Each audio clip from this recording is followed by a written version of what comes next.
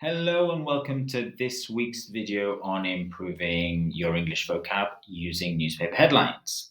So let's jump straight into it. So this week's headline comes from the Wall Street Journal, the economy section, and let's read it together.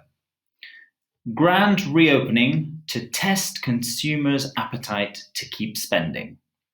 Western consumers are starting to indulge in services that were off limits during the lockdown. Businesses, economists, and policymakers are trying to discern whether that shift will mean a cutback in spending on goods. Okay, so in this video, we're going to look at the phrasal verb to indulge in.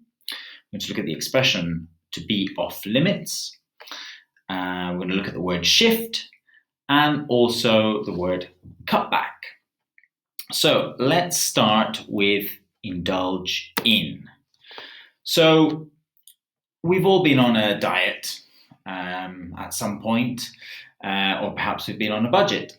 And if you've been on a diet, you know that from time to time, you have to indulge in some food that maybe isn't the best for your diet, but it makes you feel happy. So you might indulge in something sweet, an ice cream, a slice of cake, something like that.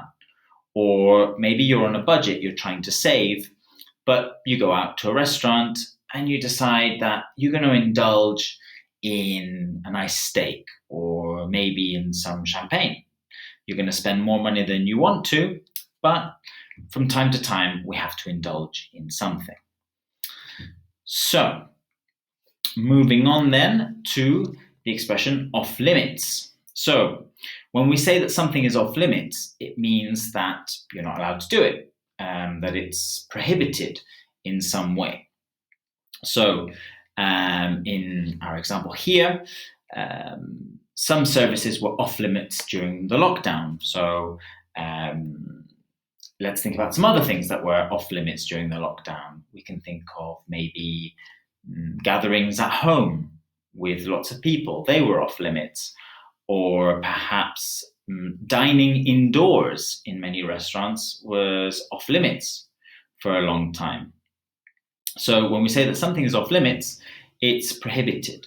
We can also think about some buildings. So when we go into a building, certain areas of the building will be off limits to the general public, but will not be off limits for certain members of staff.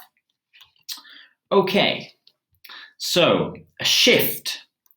The word shift. So a shift literally denotes a movement or a change. So this can be a literal movement, so a shift left or right, or it can be more of a metaphorical or a conceptual movement.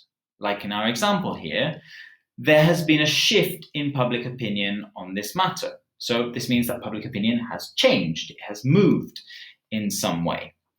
And in the headlines example, we're trying to discern whether this shift will mean a cutback in spending on goods. So whether this movement, this change, will result in something else.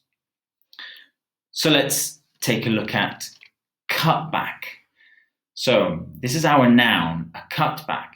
And a cutback is simply a reduction. It's another way of talking about a reduction. So here, we're trying to discern whether a shift is going to result in a reduction in spending on goods. So this is a very proactive action to cut back and to reduce something. Now, we've got to be careful because this is our noun. So there is currently a cutback in spending. However, to express the same idea of reduction, we can use the phrasal verb to cut back on something. So here we could say, we are currently cutting back on spending.